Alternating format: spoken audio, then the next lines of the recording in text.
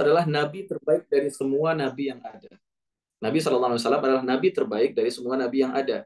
Dan dari semua umat manusia yang jumlahnya triliunan, mungkin dari zaman Nabi Adam sampai hari kiamat. Itu Nabi Muhammad yang terbaik. Dan Al-Quran diberikan kepada kita, umat Islam, dan Allah katakan tentang kita, kuntum khaira ummatin ukhrijat linnas. Kalian adalah umat terbaik yang dikeluarkan untuk manusia. Jadi dalam Islam, kita sangat yakin bahwa kalau kita ingin menjadi yang terbaik, kembalilah pada Quran. Cek lagi Quran, pelajari, baca Quran, pelajari maknanya, dan seterusnya. Kenapa umat Islam hari ini menjadi pengekor terus? Ada buku bagus dari Syakib Arsalan. Gitu. Bukunya ditulis sekitar 90 tahun yang lalu. Tapi bukunya masih relevan sampai hari ini. Judul kitabnya Limadza ta'akhkharal muslimuna wa taqaddama ghairuhum. Kenapa muslimin itu mundur, mengekor, dan yang maju itu selain mereka. Buku itu ditulis 90 atau 80 tahun yang lalu, dan sampai sekarang masih relevan tuh buku. Dan salah satu penyebabnya beliau katakan bahwa Islam tidak menjadikan Al-Quran sebagai panduannya. Kita menjadikan Al-Quran sebagai bacaan, yes. Kita jadikan sebagai bacaan, ya. Tapi itu nggak cukup. Karena Rasul mengatakan kepada para sahabat, tidakkah kalian lihat bahwa Yahudi dan Nasrani, mereka sangat dekat dengan kitab mereka. Bahkan Yahudi itu jauh lebih dekat dengan kitab mereka ketimbang Muslimin. Sampai saking dekat dengan kitabnya, mereka dinamakan ahlul kitab. Itu kalau udah ahlu kitab, berarti memang udah nempel, dia dan dirinya udah nempel dengan kitab. Tapi membaca saja nggak cukup. Karena Rasul mengatakan menasihati sahabat dan mereka nggak paham dengan apa yang mereka baca. Artinya kita harus mempelajari Quran ini kembali, mengkaji kembali, mentadaburi kembali, dan nggak cukup sampai di sana. Dan kita jadikan itu sebagai modal kita untuk hidup. Panduan hidup kita, memutuskan baik yang buruk mana, mengambil keputusan seperti apa, berakhlak bagaimana, berbisnis seperti apa, berkeluarga seperti apa. Kita ambil inspirasi semua dari Quran.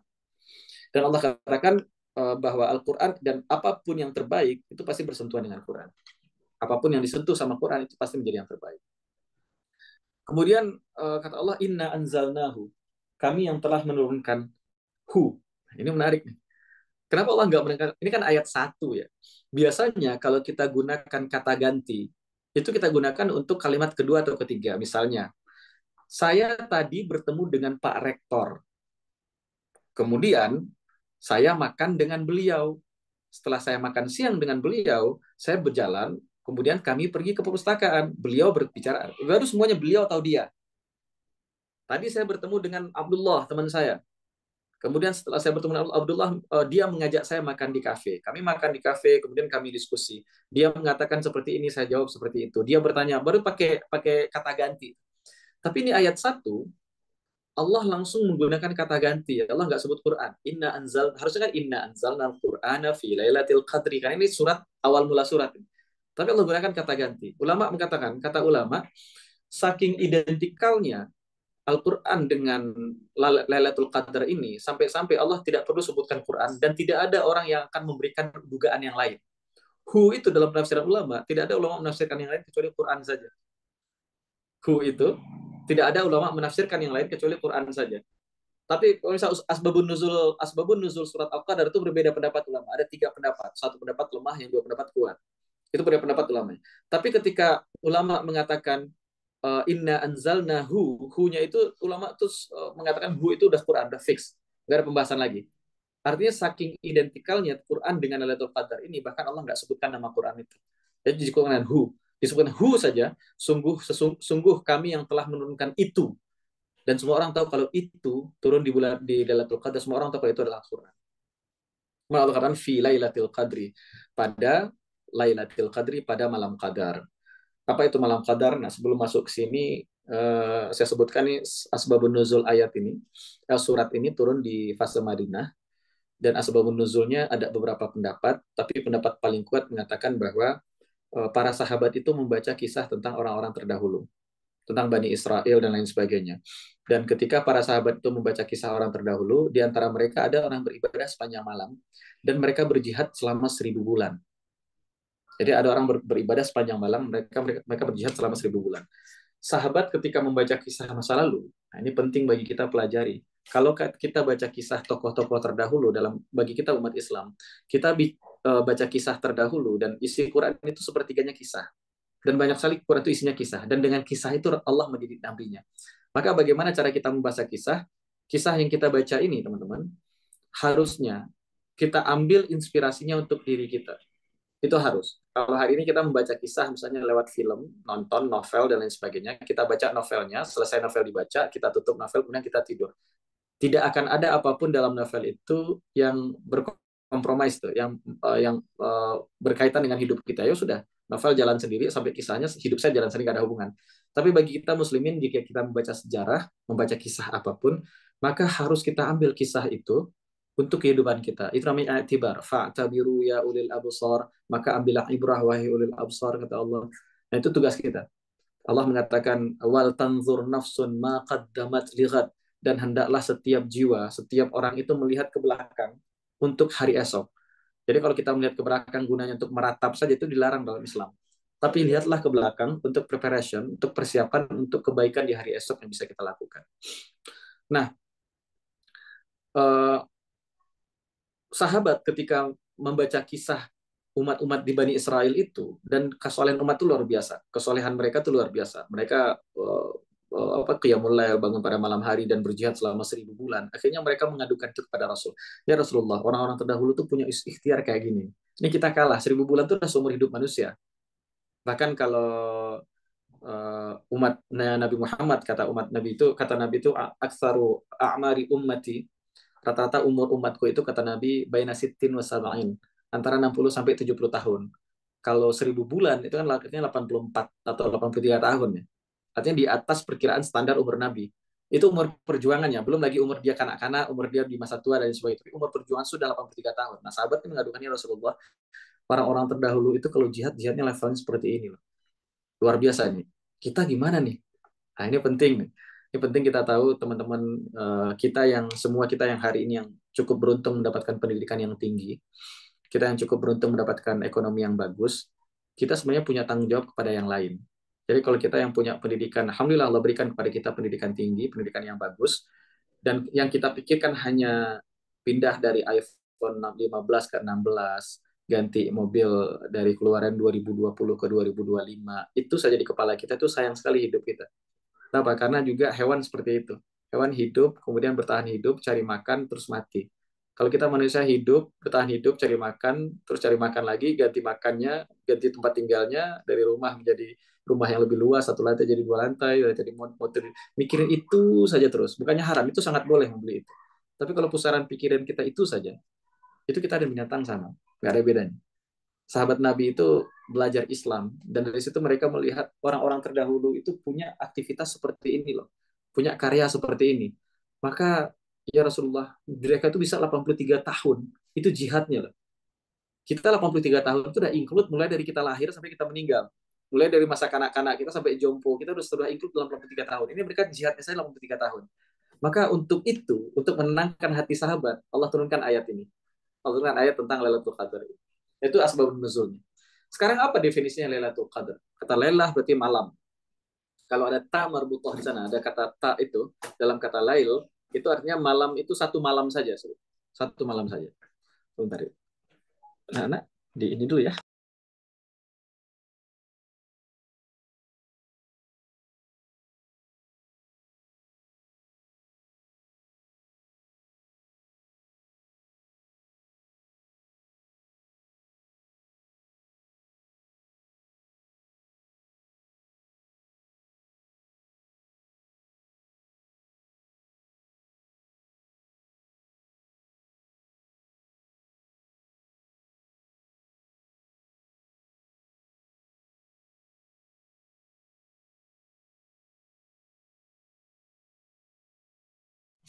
Baik, teman-teman, mohon maaf. Kita lanjutkan. Kata Lailah tuh, itu tamar butuh di belakang menunjukkan satu malam saja. Itu Lailah menunjukkan spesifik satu malam yang spesial ini.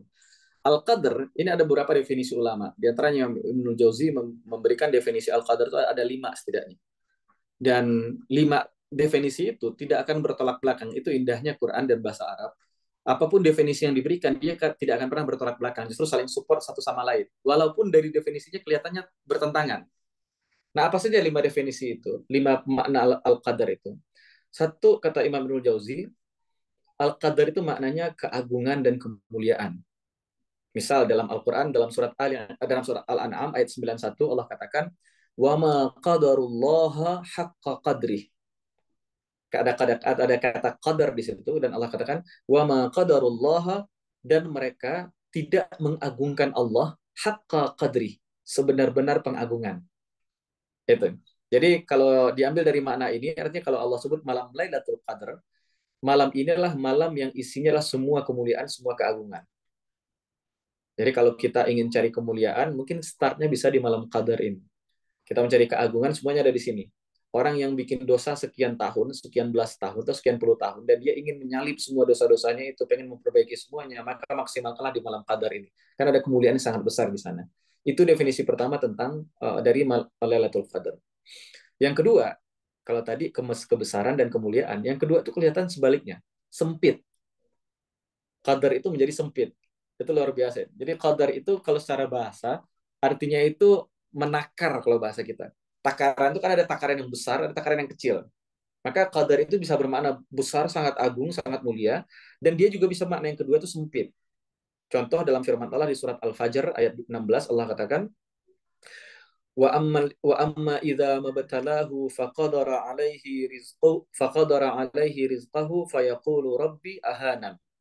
Dan manusia itu di surah Al-Fajr itu kalau sebelumnya fa'ammal insanu idza mabtalahu rabbuhu fa'akramahu wa na'amahu fayaqulu rabbi akraman.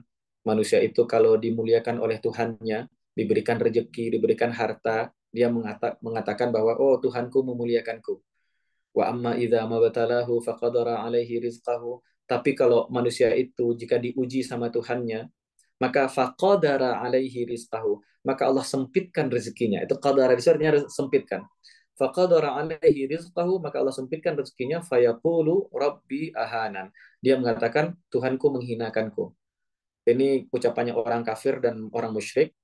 Orang kafir dan orang musyrik melihat standar kemuliaan dirinya pada seberapa banyak rezeki yang Allah berikan untuknya.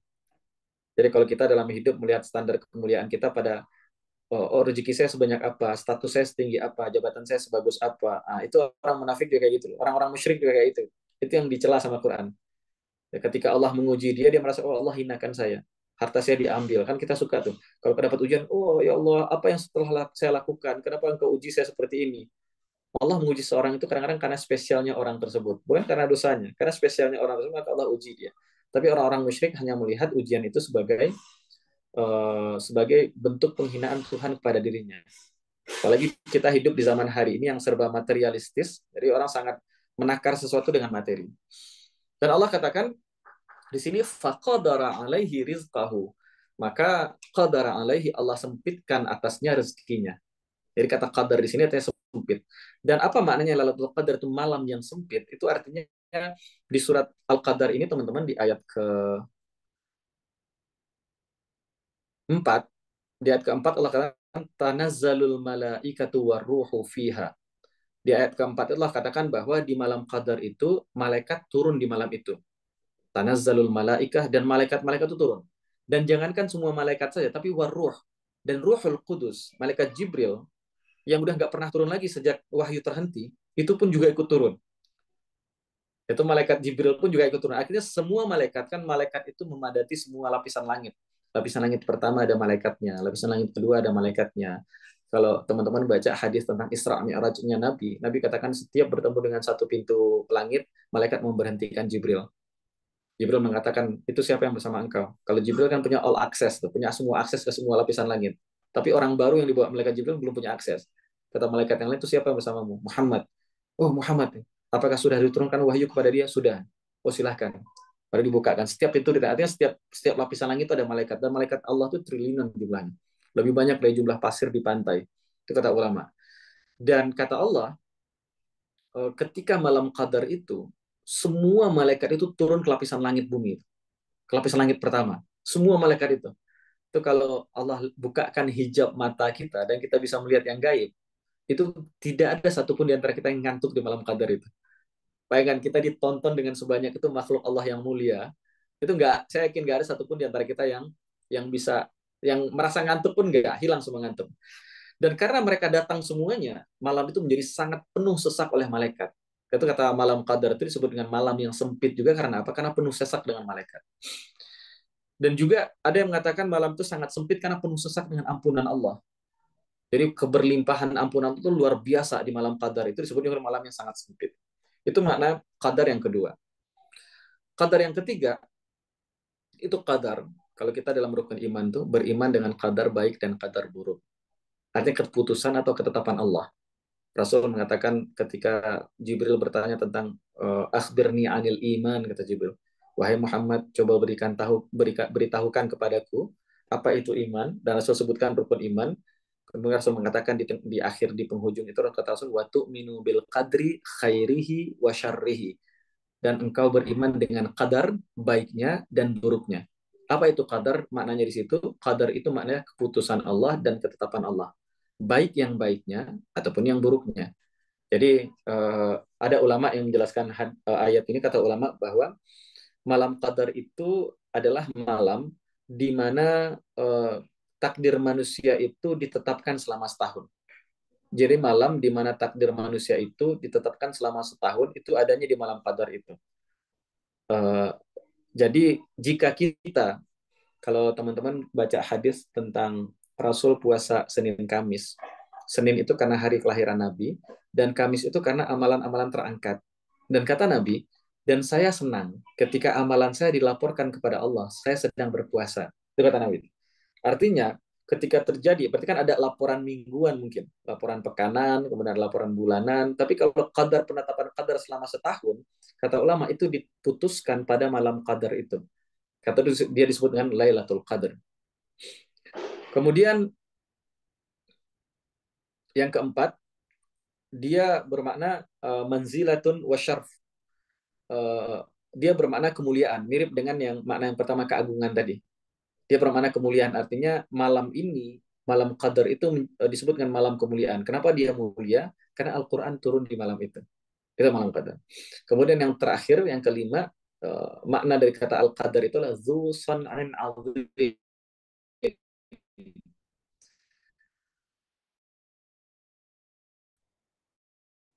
Artinya Al-Qadar itu artinya malam, cari value dalam hidup, carilah Lailatul Qadar. Semua keutamaan kemuliaan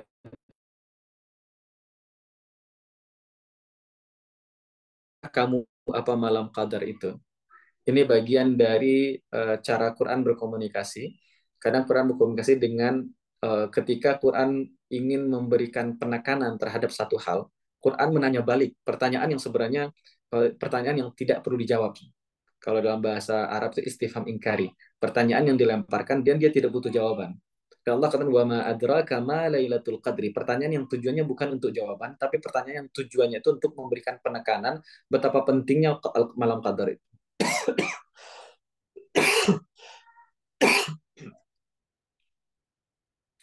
Dan ayat ini, teman-teman, Lailatul Qadar ini merupakan jawaban dari isu yang dimiliki oleh para sahabat di hari itu. Sahabat mendapatkan isu apa? Sahabat dapat kisah bahwa umat sebelum kita itu umat itu adalah orang-orang yang memiliki usia yang lebih panjang dari kita. Usia umat sebelum Nabi Muhammad itu sampai ratusan tahun. Jadi wajar kalau orang usianya 200 tahun, 83 tahun dia gunakan untuk jihad itu sangat wajar sekali, sangat make sense. Tapi bagi para sahabat adalah kita udah kalah dulu dengan mereka ini. Kita udah kalah dulu, mereka 83 tahun, itu 83 tahunnya digunakan untuk berjihad. Kita 83 tahun, udah segala rupa ada di 83 tahun itu. Masa kecil itu bukan berjihad tuh, belum dihitung tuh, sampai kita balik umur 15 tahun. Baru mulai dihitung umur 15 tahun. Atau nanti ketika 63 tahun atau 60 tahun usia kita, dan kita sudah mulai tidak produktif dan berhenti berjihad juga. 60 tahun ya. Sementara orang-orang ini, para ahli kitab ini, mereka berjihad itu selama 83 tahun. 83 tahun. Maka turun ayat ini menjelaskan kepada para sahabat betapa mulianya malam qadar itu. Dan Nabi juga menjelaskan bahwa ada satu riwayat hadis Nabi mengatakan, kata Nabi SAW, nahnul akhirun as-sabiqun. Dalam hadis riwayat Bukhari, kata Nabi, kita ini adalah umat yang startnya paling akhir, tapi kita mendahului semuanya. Nah itu. Jadi kalau kita ada track balap ya, kalau track pacu lari kan melingkar ke bundar. Jadi kalau orang startnya di belakang, finishnya juga di belakang, jadi sama jadinya. Tapi bagi kita, tracknya itu lurus, tapi garis start kita tuh paling belakang, paling belakang. Umat-umat lain startnya paling depan. Tapi kata Nabi SAW, kita yang startnya paling belakang, nahnu al-akhirun. Kita ini orang yang paling akhir startnya. Orang lain udah startnya tuh udah mungkin 10 kilometer depan kita. Bayangkan, kita harus nyalip orang yang kita pacu lari, dan orang itu startnya 10 kilometer depan kita. Mungkin nggak kita menang. Kata Rasul, nahnul akhirun. Kita orang yang di start paling akhir. As-sabiqun. Tapi kita orang yang menyalip semua yang di depan kita. Wah, itu nikmat yang Allah berikan kepada umat Nabi Muhammad SAW. Nikmat yang Allah berikan kepada umat terbaik ini. Umat ketika yang umat sebelumnya gagal, maka dilahirkanlah umat ini. Umat yang menjadi bukti kegagalan sebelumnya, itu bukan kegagalan umat manusia. Masih ada satu umat yang akan memperbaiki semua kegagalan. Apa kegagalannya nanti di akhir kalau ada waktu kita akan bahas. Kata Allah, wa ma adraka ma lailatul qadar. Dan apa yang kau tahu tentang Lailatul Qadar? Kapan itu Lailatul Qadar? Kita nggak tahu. Jadi ada beberapa riwayat menyebutkan tentang Lailatul Qadar itu kapan pastinya. Ulama berbeda pendapat. Ada riwayat mengatakan bahwa Rasul SAW pernah diberitahukan kapan itu Lailatul Qadar. Rasul diberitahukan kapan itu Lailatul Qadar. Dan ketika Rasul ingin menginfokan kepada para sahabat, Rasul masuk ke Masjid Nabawi. Di Masjid Nabawi, di dalam masjid itu, ada dua orang yang sedang bertengkar. Rasul melihat dua orang bertengkar, maka Rasul pisahkan dua orang itu. Dan setelah Rasul pisahkan dua orang sahabat yang bertengkar itu, kata Rasul, ana nusitu, aku dibikin lupa tentang kapan malam qadar. Aku diberitahukan pada tanggal berapa jatuhnya, tapi aku lupa saat ini. Penyebab lupanya apa di antaranya adalah karena ada dua orang bertengkar. Itu teman-teman, Masya Allah ya. Hari ini kalau kita pelajari ini, umat Islam kan isinya bertengkar semua. Umat Islam itu kalau debat di internet, ngisi komen itu, dia akan buka literatur lebih semangat ketimbang dia buka literatur untuk bikin disertasi atau tesis. Kalau untuk debat kita itu, saya ingin pendapat saya adalah musik itu haram. Enggak, musik itu halal, ada hadis itu. Kemudian datang, wah itu orang sampai semangat cari buku hanya berdebat satu sama lain. Ini dalam sejarah ini perdebatan dua orang sahabat saja, pertengkaran dua orang sahabat saja, membuat Rasul lupa itu kapan malam qadar terjadi. Kapan jatuhnya malam qadar, walaupun Rasul sudah diberitahukan itu. Nah, maka Rasul lupa dengan itu. Dan beberapa sahabat juga mengatakan, sahabat mengatakan malam qadar itu jatuh pada malam ke-27, ada mengatakan pada malam 25. Ada beberapa hadis, kita coba kumpulkan hadis itu ya. Di antaranya Nabi mengatakan iltamisuha fil ashril awakhir. Carilah malam qadar itu pada 10 malam terakhir. Ini kita perlu siap-siap nih, insya Allah 4 hari lagi kita bertemu 10 malam terakhir. Dan satu dari 10 malam itu ada malam yang sangat istimewa untuk kita semua. Dan itu hal yang kita yakini teman-teman, bahwa Allah memberikan kemuliaan kepada beberapa hal dan tidak diberikan pada hal lain. Allah berikan kemuliaan kepada sekumpulan manusia, tidak yang lainnya. Siapa manusia itu? Para nabi. Nggak semua orang jadi nabi. Allah berikan kemuliaan besar pada tempat-tempat tertentu, tidak yang lain. Apa tempat tertentu itu? Masjid Haram, Masjid Nabawi, Masjidil Aqsa. Salat di situ melebihi daripada salat yang lain. Tapi enggak yang lain.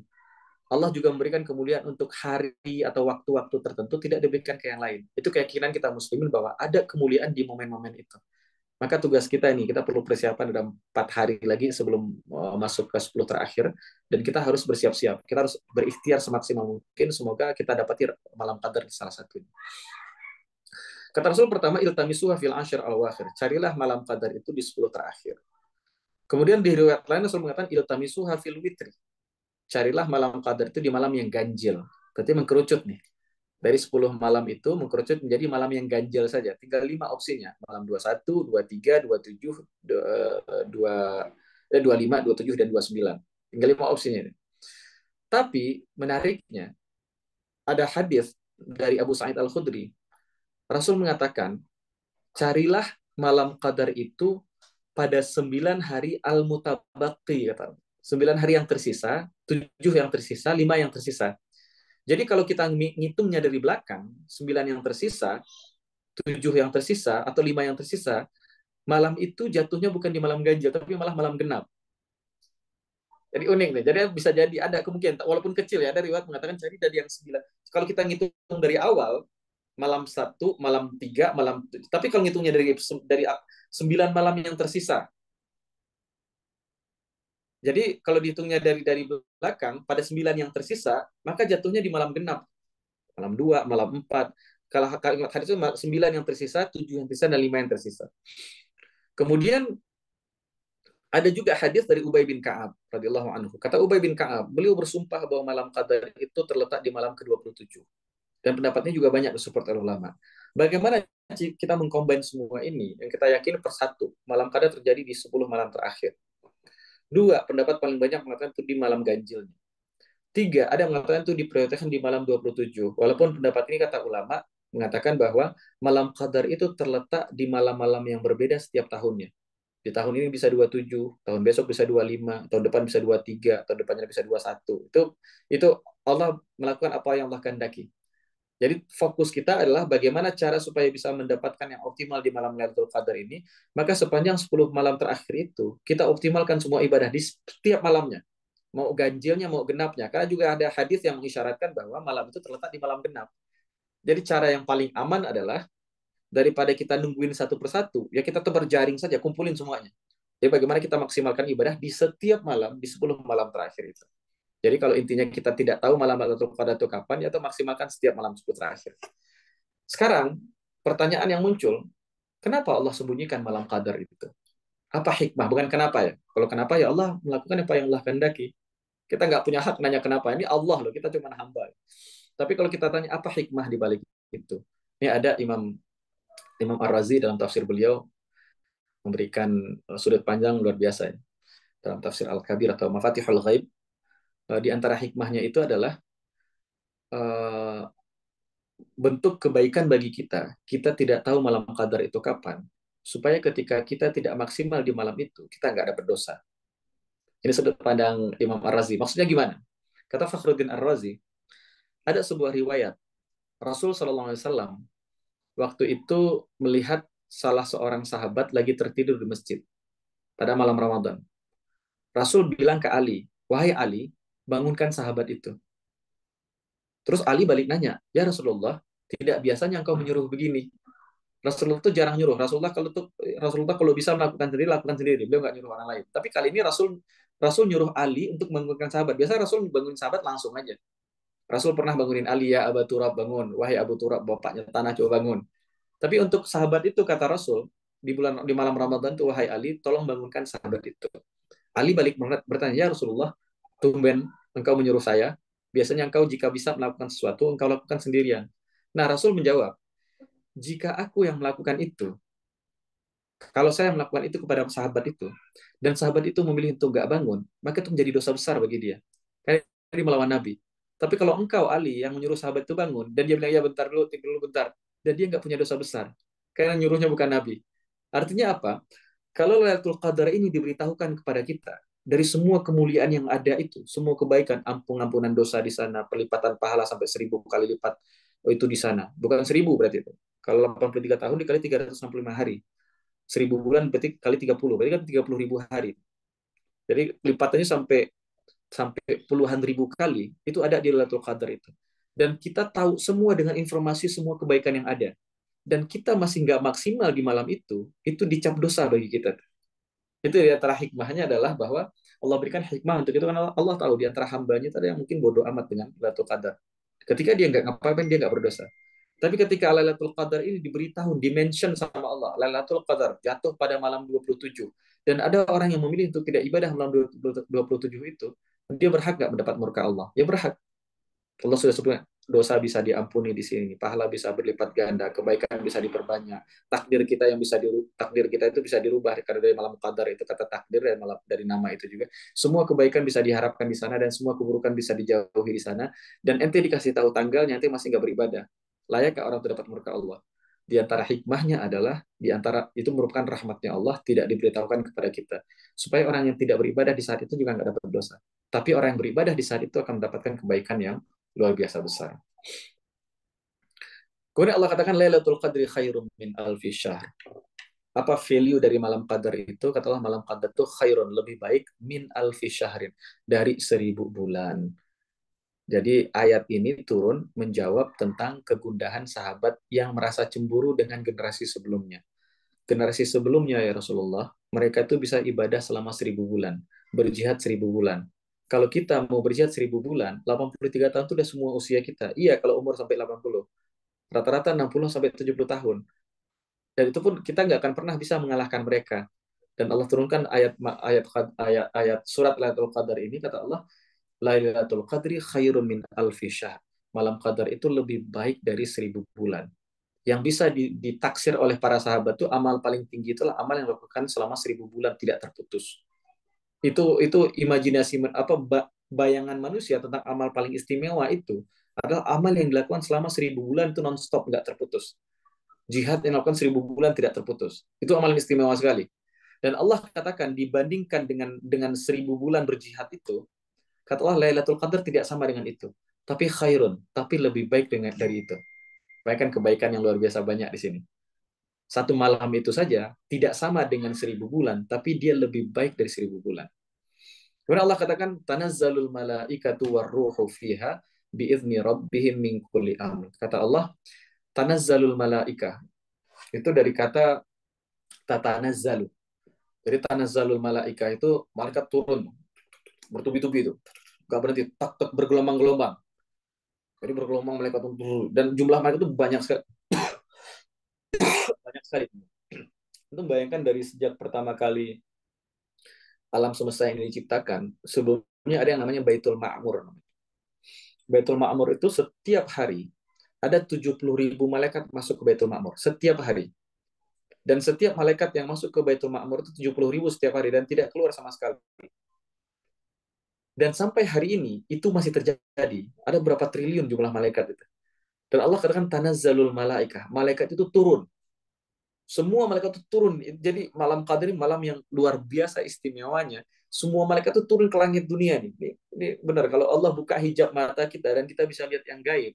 Hakul yakin saya 100% kita nggak akan bisa tidur mata kita itu. Ditontonin sama miliar bahkan triliunan malaikat menyaksikan gitu. Itu tanazzalul malaikat. Waruhu fiha, dan juga Ruhul Amin. Nama lain dari malaikat Jibril Ruhul Amin. Muta'an thamma amin kata Quran dalam surat At-Takwir. Nama lain dari malaikat Jibril juga Ruhul Amin. Kenapa? Kalau Allah sebutkan tanazzalul malaikah kan sudah include malaikat Jibril di sana. Tapi kenapa di ayat ini Allah mention nama malaikat Jibril? Kan sudah include dalam kata malaikat, semua malaikat itu turun. Malaikat itu turun semua. Setiap individu malaikat itu turun ke langit dunia. Berarti sudah include Jibril. Kenapa Allah sebutkan lagi? Para sahabat bertanya, ya Rasulullah, untuk apa Jibril datang? Kata Rasul SAW, yatafaqqadul Quran. Jibril turun itu untuk mencari siapa saja yang duduk bersama Quran di malam itu.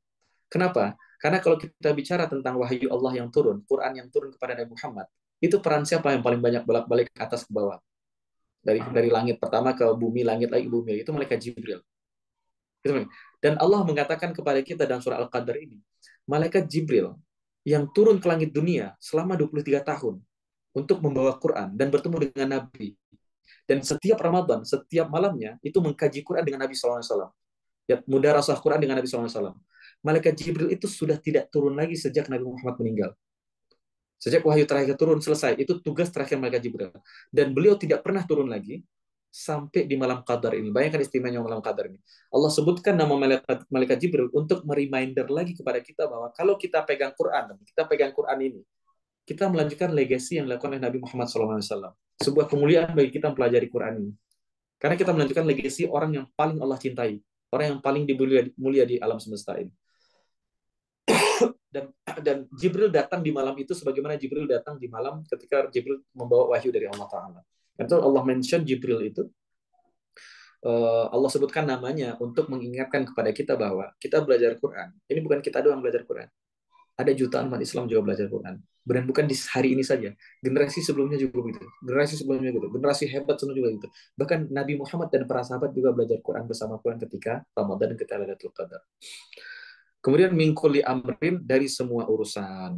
Artinya kalau dikaitkan malam Qadar itu dengan takdir, maka ulama mengatakan min kulli amrin ini artinya semua urusan itu ditetapkan dari malam Qadar ini. Urusannya apa? Jodoh, keuangan, hubungan, rumah tangga, finansial, ekonomi, politik, sosial, apapun itu, mingkul yang semua urusan itu ketetapannya dari malam Qadar ini. Kita mau minta apapun dari Allah, mintalah di malam yang mulia ini. Kemudian Allah katakan di ayat yang terakhir, salamun hiya hatta matla'il fajri. Maka kedamaian adalah dia. Nah, ini juga unik. Kalau kita belajar bahasa Arab, harusnya teman-teman, kalimat Quran itulah lailatun, malam itu, hiya salam, dia adalah kedamaian. Tapi Allah balikkan itu menunjukkan ikhtisas, kata ulama. Kata ulama, malam ini sangat identik dengan kedamaian, dan Allah mengatakan didahulukan kata kedamaian. Kedamaian itu adalah malam ini. Allah tidak gunakan kata sifat. Allah tidak katakan malam ini damai, bukan. Karena itu adjektif ya. Sifat malam ini damai. Itu adjektif tuh. Tapi ada yang lebih hebat dari adjektif itu. Allah katakan bahwa kedamaian adalah bukan adjektif tapi noun. Kedamaian itu sendiri adalah malam ini. Itu salamun hiya, itu artinya kedamaian itu adalah malam ini. Bayangkan hebatnya Lailatul Qadar. Jadi kalau kita tidak maksimalkan ibadah di malam Qadar ini, benar-benar rugi. Cuman satu malam saja. Dan itu seperti ibadah selama 1000 bulan, 83 tahun. Jadi kalau kita nggak maksimalkan, wajar Imam Ar-Razi mengatakan, kalau malam Qadar ini dikasih tahu tanggalnya kapan, dan kita nggak beribadah, yang nggak ibadah itu langsung berdosa itu. Dengan semua kebaikan yang ada. Tapi tidak diberitahukan tanggal spesifiknya kapan, hikmahnya adalah supaya kita nggak begitu berdosa ketika tidak beribadah di sini. Tapi poin yang ingin saya sampaikan, kita harus maksimalkan ibadah di sini. Itu kata Allah, salamun hiya, kedamaian adalah itu. Kedamaian adalah malam inilah, bukan malam ini adalah kedamaian, tapi Quran mengatakan kedamaian itu adalah malam ini. Insya Allah. Coba spesialnya malam ini, Allah tidak mengatakan malam ini adalah kedamaian. Kan ada 3 level ya. Level paling bawah itulah malam ini sangat damai. Kita hidupkan mencari ketenangan pada malam hari. Malam yang damai. Itu level paling bawah. Level di atasnya adalah malam ini adalah kedamaian itu sendiri. Tapi level yang paling tinggi adalah kedamaian itu sendiri, peaceful itu adalah malam ini. Dan itu yang Allah pilihkan. Salamun hiya hatta matla'il fajri, sampai terbitnya fajar. Kata ulama, kenapa tidak dikatakan sampai tala al fajri atau hatta ayyatlu al fajri? Itu menunjukkan bahwa di fajar, di pagi harinya itu masih tersisa kebaikan kebaikan Lailatul Qadar. Dan kenapa semua keutamaan ini terjadi?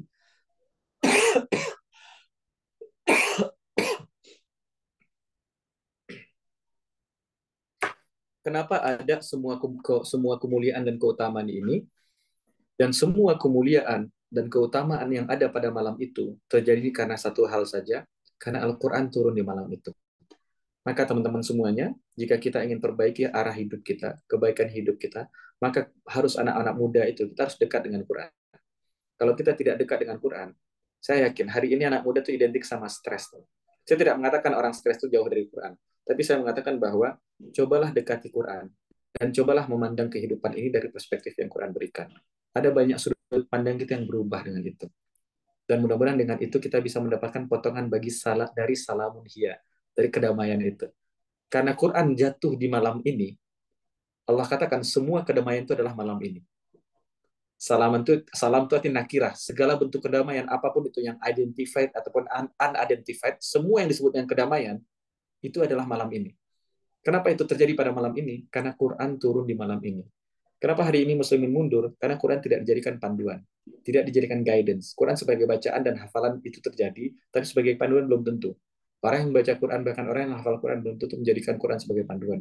Maka buat kita bersama, ayo kita kembali pada Quran ini, di bulan yang mulia ini, dan kita minta kepada Allah semoga kehidupan kita dipandu oleh Quran. Dan semoga sampai hari tua kita sibuk membaca Quran dan mentadabburinya. Demikian teman-teman semuanya, wallahu a'lam bishawab. Mohon maaf jika ada salah dan kurang. Assalamualaikum warahmatullahi wabarakatuh. Waalaikumsalam warahmatullahi wabarakatuh. Terima kasih Ustadz Fitran Hadir yang sudah menyampaikan materi terkait tadabbur surat Al-Qadar yang penuh dengan kebaikan, di mana malam ini itu adalah kedamaian adalah malam ini ya. Sebelumnya kita tahu bahwa malam Al-Qadar itu penuh dengan kedamaian, tetapi ternyata kedamaian itu adalah malam ini. Itu sangat menyentuh sekali. Semoga kita bisa berdiskusi untuk lebih lanjut. Kita memasuki sesi selanjutnya.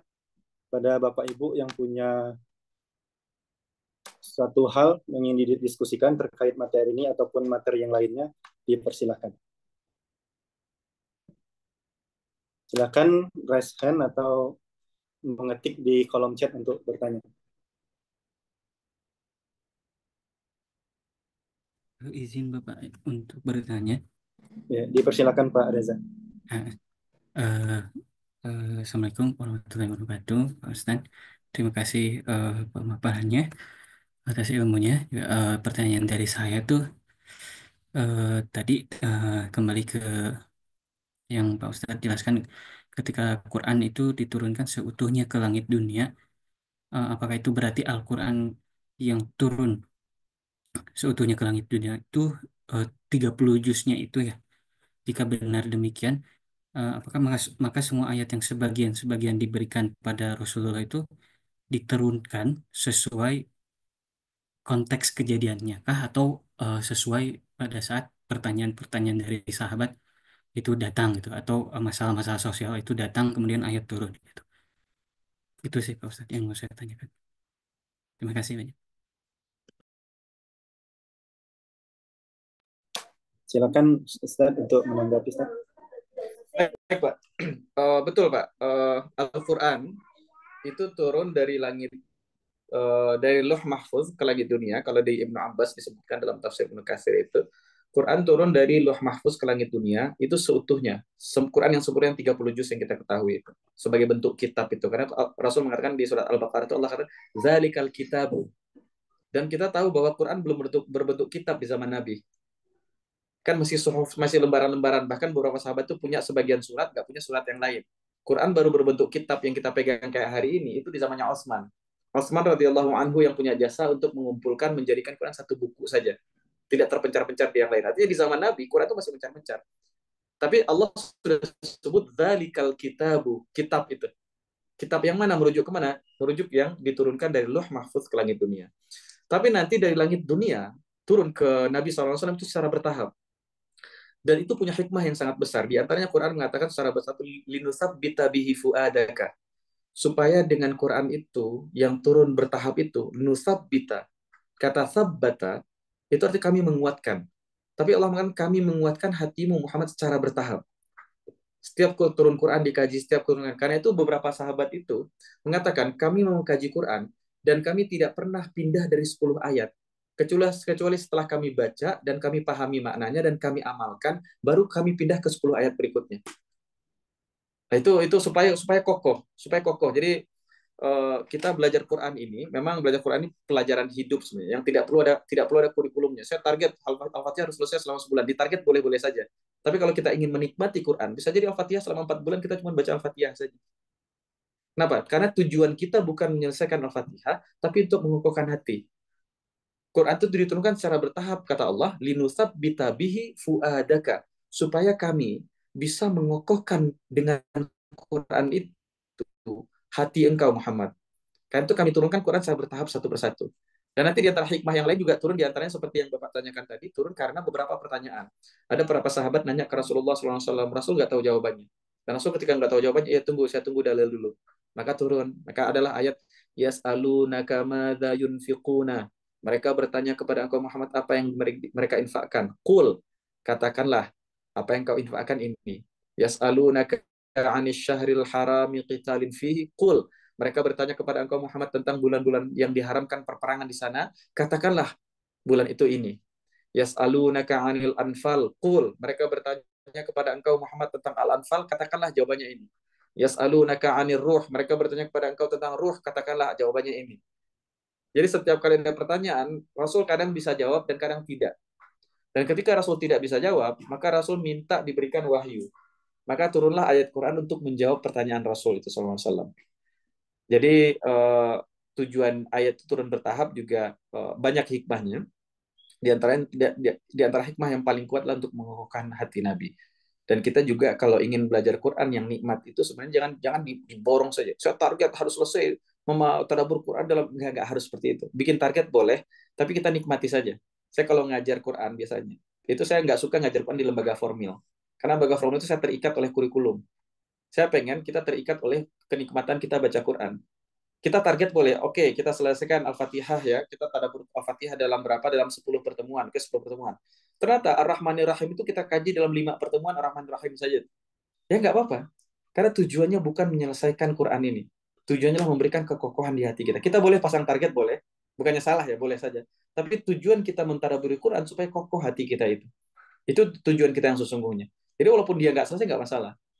Itu ulama ada mengatakan, Quran ini adalah kitab yang dimulai dengan Al-Fatihah, artinya pembuka. dan tidak ditutup dengan Al-Khatimah. Surat terakhir itu bukan bernama Al-Khatimah. Kenapa? Karena selalu ada permulaan untuk Quran ini dan tidak pernah ada akhirnya. Jadi target dari Quran ini buat kita bukan untuk menyelesaikannya, tapi untuk mengokohkan hati kita. Itu, wallahu a'lam bishawab. Terima kasih Ustadz atas penjelasannya. Bagaimana Pak Reza? Ada tanggapan Ya, atau ya, cukup? ya jadi Allah itu sudah tahu persis gitu ya, peristiwa-peristiwa yang bakal datang, entah itu di kejadian sosialnya ataupun pertanyaan sahabat gitu ya, di Al-Quran itu gitu. Hanya saja Betul, memang kan betul Pak. sebagian gitu ya. Artinya skenario pertanyaan sahabat itu Allah sudah tahu. Iya, iya. Ah, Makasih semua Pak skenario yang Ustadz. terjadi Allah sudah tahu. Iya Pak. Iya, iya. Baik, terima kasih Ustadz. Yang lain atau adakah pertanyaan? Saya coba lihat di kolom chat.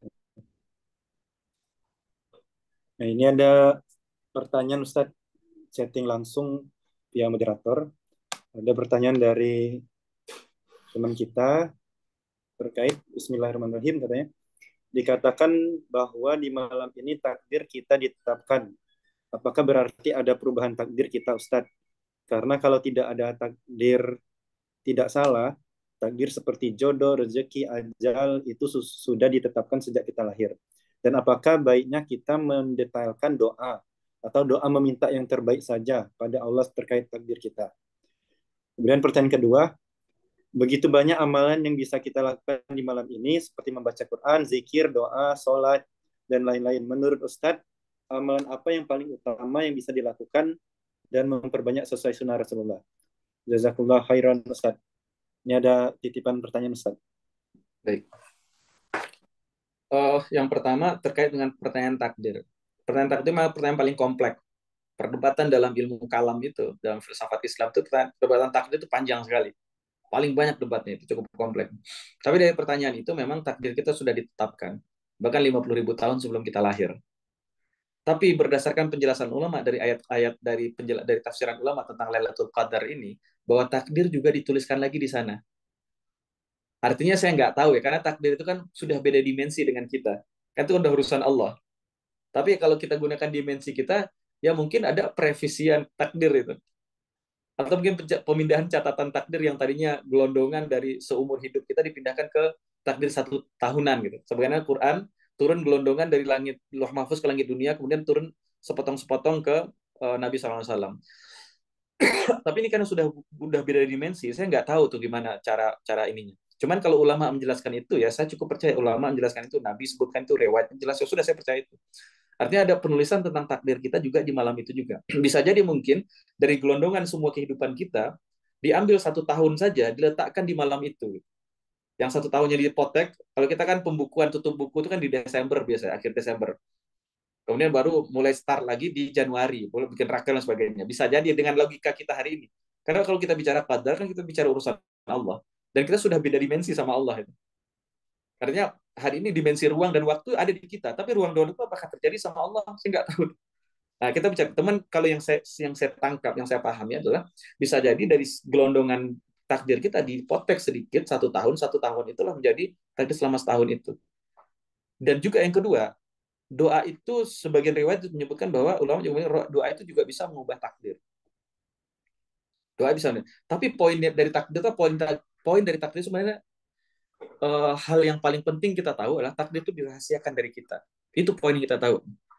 Jadi kalau ada orang mengatakan saya ingin mengubah takdir saya, memang kamu tahu takdir kamu apa? Misalnya nih, saya hari ini mohon maaf ya contoh, saya hari ini susah hidupnya miskin dan saya ingin 10 tahun lagi saya ingin kaya. Dia kalimatnya, saya ingin merubah takdir saya untuk menjadi kaya. Maka saya berusaha sekarang. 10 tahun lagi saya akan kaya. Oh, oke. Emang kamu pikir takdir kamu 10 tahun lagi tetap miskin kayak hari ini? Enggak. Belum tentu juga kan? Jadi, poin tentang takdir itu adalah dia dirahasiakan oleh Allah. Nah, di sini sahabat bertanya. Itu pembahasan takdir, pembahasan yang rumit. Sahabat bertanya kepada Rasulullah SAW. Ya Rasulullah, seandainya setiap orang sudah jelas namanya yang masuk neraka dan surga, fama lil amal. Apa gunanya kita beramal? Ini pertanyaan Rasul nih. Kalau setiap orang itu jelas si A masuk neraka, si B masuk surga, list orang-orang yang masuk surga, fulan, fulan, fulan, fulan, fulan, fulan. Kata sahabat, kalau udah jelas setiap orang mana tempat pulangnya, apakah ke surga neraka, buat apa kita beramal ya Rasulullah? Dan Rasul menjawab, nih kalimat Rasul, saya perlu beberapa tahun untuk memahami kalimat itu. Setelah saya umur segini, baru saya mulai paham kalimat itu. Jadi saya baca-baca tuh, dengar penjelasan guru punya Ustaz, masih belum paham sih. Jadi ada bagian dari hadis Nabi atau ayat Quran yang kedewasaan memahamkan kita. Kalimat Nabi itu, kata Nabi, i'malu fakullun muyassarun lima khuliqalahu. Kata Nabi, i'malu, bekerjalah kalian. Sahabat kan bertanya, kalau udah pasti masuk surga neraka, apa gunanya kerja? Kata Nabi, bekerjalah kalian. Fakullun muyassarun. Maka segala sesuatu itu, muyassar, akan dimudahkan. Lima khuliqalahu. Untuk apa dia telah diciptakan. Paham nggak? Saya baca hadis itu, saya baca hadis itu ketika SMA. Sampai lulus kuliah, saya pulang dari Azhar itu masih belum paham tuh hadis. Setelah saya hidup, menjalani hidup, oh baru ini kayaknya hadis Nabi itu maknanya. Artinya, saya kasih contoh hidup saya misalnya teman. Hidup saya, ini contoh aja ya. Saya itu dari kecil sama almarhum ayah saya itu saya dididik dengan akademik. Bahkan paman-paman saya itu tahu, saya itu kalau kerja nggak beres. Nyangkul nggak bisa, nyabit rumput juga, rumput yang kesabit bagian atasnya, bawahnya masih tinggal. Pokoknya kerjaan-kerjaan, mohon maaf, kerjaan-kerjaan yang biasa dikerjakan ayah saya, kerjakan paman saya itu saya nggak bisa lakukan. Dan paman saya bilang, om saya tuh bilang, Yan, ente udah pegang pensil aja lah, pegang pulpen aja, nggak usah ngerjain ini. Saya juga tanya ke ayah, ya ayah bisa ngerjain ini. Ayah saya tuh pedagang kaki lima. Saya tanya, kenapa saya nggak pernah diajak? Ayah saya bilang, karena ayah nggak pengen rian kayak ayah. Udah belajar yang benar. Maka saya belajar tuh, belajar yang benar. Dan Alhamdulillah Allah mudahkan. Dari SMA saya selesai, SMA lanjut kuliah S1, selesai S1 saya lanjut S2. Dan target saya ketika lulus S2 saya daftar dosen, kemudian saya ambil S3, saya target saya menjadi guru besar. Itu planning saya dari zaman kuliah. Tapi qadarullah, karena hidup sulit, pulang dari Mesir, saya nggak punya penghasilan. Sementara saya ingin ambil S2. Intake-nya 8 bulan lagi di luar negeri. 8 bulan tuh nunggu, saya bingung mau ngapain. Akhirnya saya ke Jakarta dan lain sebagainya, saya kerja. Ada pelatihan waktu itu. Dan pelatihan saya ikut mendapatkan, akhirnya ujungnya saya kerja di Pemda. Saya pernah kerja di Pemprov DKI 8 tahun. Dan kerjaan itu semuanya sedikit sekali hubungan dengan akademik. Rata-rata itu saya lebih banyak ketemu komputer daripada ketemu orang. Lebih banyak ketemu Microsoft Excel dan PowerPoint daripada ketemu orang. Itu kerjaan saya tuh, 8 tahun. Nah, setelah saya lulus, setelah 8 tahun itu, saya ikut ngaji, ada kajian, sebuah kajian, dan saya tertarik dengan kajian itu. Saya cari ustadznya siapa ini, kemudian saya daftar, ustadz saya pengen daftar di sini, bisa nggak? Terus ustadznya nggak mau narik saya. Kenapa? Karena gaji di sini kecil ya. Nanti pernah kerja di sana, saya gaji di sini kecil. Saya bilang, saya siap, bagi saya nggak masalah. Dan saya sudah kondisikan keluarga juga nggak masalah. Akhirnya saya nyebur dan seterusnya, dan sampai sekarang saya masih menjadi guru. Artinya, tugas kita itu adalah kita, kata Nabi, ya malu, bekerja sajalah. Satu, kita nggak tahu. Saya nggak tahu saya masuk surga atau neraka. Kalau teman-teman nggak tahu masuk surga atau neraka, maka kita putuskan saja. Ini ada dua jalur nih. Kita akan berakhir kalau nggak di surga pasti di neraka. Karena kita nggak tahu itu, makanya sudah kita putuskan. Saya ingin saya berakhirnya di surga. Dan karena saya putuskan saya berakhir di surga, maka semua hidup saya desain supaya bisa mengarah ke sana. Saya bukan kepedean untuk masuk surga ya. Tapi karena itu nggak jelas, takdir itu nggak jelas di masa depan. Dia udah tertulis, tapi saya nggak tahu. Karena saya nggak tahu, maka saya maksimalkan hidup saya untuk bisa melangkah ketemu arah surga semua. Maka saya desain hidup saya seperti itu. Itu yang saya inginkan. Dan hari ini, setelah dewasa, baru saya memahami. Saya melihat, ada beberapa anak mahasiswa, atau orang-orang yang baru taubat misalnya. Dia taubat, tapi nggak, ketika bermaksiat, nggak terlalu jauh juga maksiat. Jadi kadang-kadang saya alhamdulillah tidak terlalu terjerumus kepada maksiat. Kenapa? Setiap kali saya bikin maksiat, saya gugup melakukan itu. Kemudian saya tidak punya link untuk bisa mengakses maksiat itu. Saya tidak punya pintu untuk bisa menempuh maksiat itu. Tapi di sisi lain, saya dengar cerita ada orang yang gampang sekali bermaksiat. Gampang sekali bermaksiat. Buya Hamka pernah ditanya, wahai Buya Hamka, saya pernah ke Arab Saudi, kata jamaahnya. Di Arab Saudi itu saya ketemu diskotik. Jawaban Buya Hamka, saya pernah 4 bulan di Amerika. Dan selama 4 bulan itu saya ketemu orang-orang baik semua. Ente ketemu diskotik di Arab Saudi, bukan salahnya Arab Saudi. Selama ente di Jakarta, nongkrongnya kalau malam hari di mana? Kalau nongkrongnya diskotik terus, kemanapun kau pergi, engkau akan ketemunya dengan diskotik lagi. Tapi kalau kita biasa penuhi hidup kita dengan orang-orang baik, kita tempatkan diri kita di lingkungan-lingkungan baik, kemanapun kita pergi, kita akan ketemu dengan orang baik juga. Kayak itu ada kalimat, dunia kecil ya, kok orangnya isinya ini aja. Sebenarnya dunia nggak kecil, tapi kita hanya, kayak itu Buya Hamka mengatakan, kita hanya akan dipertemukan dengan apa-apa yang kita cari. Apa misi kita, keinginan kita, sebenarnya kita akan dipertemukan dengan itu. Nah, itulah makna hadis Rasul, fakullun muyassarun lima khuliqalahu. Bekerja sajalah kalian, kalau kalian diciptakan untuk itu, maka akan banyak pintu dimudahkan kalian untuk ke sana. Ada orang, dia biasa dalam kebaikan biasanya. Anak muda tumbuh besar dalam kebaikan, dari keluarga baik, kemudian sekolah agama atau sebagainya. Tiba-tiba dia terjerumus pada maksiat. Terjerumus, mohon maaf, dia nonton film porno misalnya. Kemudian dia mulai pada pacaran, kemudian lain sebagainya. Kemudian dia tadinya baik, kemudian dimulai semua step-step maksiat itu dia lakukan. Sampai dia kenal kehidupan malam, kenal perempuan-perempuan gak jelas, kenal ini lain sebagainya. Sampai bagi orang itu, semua akses maksiat bagi dia gampang. Yang dulu dia nggak tahu gimana caranya, sekarang bagi dia gampang. Tahu tempatnya di mana, jamnya kapan, kontaknya kapan. Bahkan di bulan Ramadan itu dia masih bisa WhatsApp, masih bisa lakukan itu. Artinya orang ini mendesain hidupnya, semua pintu-pintu neraka itu dibikin mudah sama dia tuh. Artinya karena kita nggak tahu takdir ini kemana, tugas kita lah yang memutuskan. Ya udah, karena saya nggak tahu takdir saya apakah saya masuk surga atau neraka, maka saya memastikan saya insya masuk surga.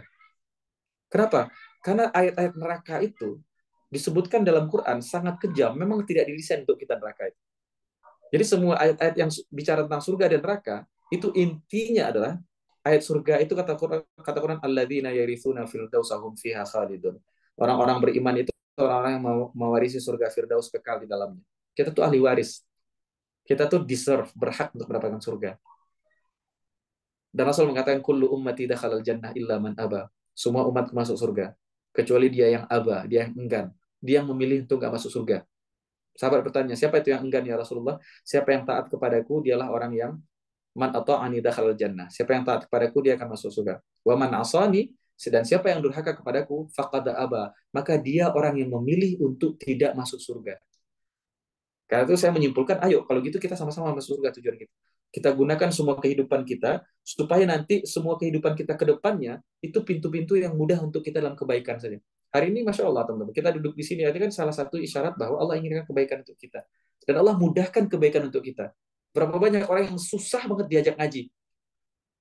Tapi kalau nonton film Korea bisa berjam-jam, bisa bermalam-malam.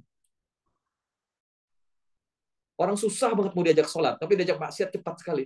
Tapi ketika Allah berikan kepada kita kemudahan untuk sholat, kemudahan untuk ngaji, kemudahan untuk puasa, kemudian lain sebagainya, mudah-mudahan itu kullun muyassarun. Semua itu dimudahkan. Lima khuliqalahu. Untuk apa diciptakan baginya. Dan kalau puasa, sholat, ibadah, ngaji itu diciptakan untuk surga, maka mudah-mudahan kita termasuk bagian orang ciptakan untuk itu. Untuk surga itu. Ini jawaban untuk tentang takdir itu tadi. Kemudian yang kedua, semuanya mirip ya. Kedua pertanyaan apa tadi kan? Yang kedua terkait amalan apa Ustadz yang sebaiknya prioritas Oh kita ya, kerjakan. baik, amal jadi prioritas ke depan. Kalau beberapa riwayat itu misalnya Rasul mengatakan man qama lailatal qadri imanan wa ihtisaban ghufira lahu ma taqaddama min dzambihi. Siapa yang mendirikan malam qadar itu dengan iman dan perhitungan. Ihtisaban itu iman dan keikhlasan gitu. Perhitungan itu artinya kita menghitung jangan sampai kita menghisab, jangan sampai semua hal-hal itu merusak ibadah kita. Itu ihtisaban. Ada ulama mengatakan ihtisaban dengan ikhlas karena Allah, bukan karena perhatian, bukan karena validasi orang lain, bukan karena jumlah like, follow, dan lain sebagainya, bukan. Tapi karena niat ikhlas karena Allah, ghufira lahu ma taqaddama min dzambi. Diampuni apapun yang telah terdahulu dari dosa-dosa yang dia lakukan. Jadi satu, mendirikan malam. Artinya qiyamul lail. Itu qiyamul lail.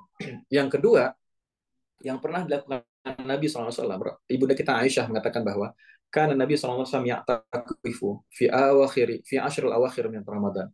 Nabi itu selalu setiap tahun beriktikaf selama 10 akhir di Ramadan. Selama 10 akhir Nabi selalu beriktikaf hatta tawaffahullahu, sampai Allah wafatkan dia. Yang kedua yang kita bisa lakukan jika kita mampu, terutama untuk laki-laki, maka iktikaf.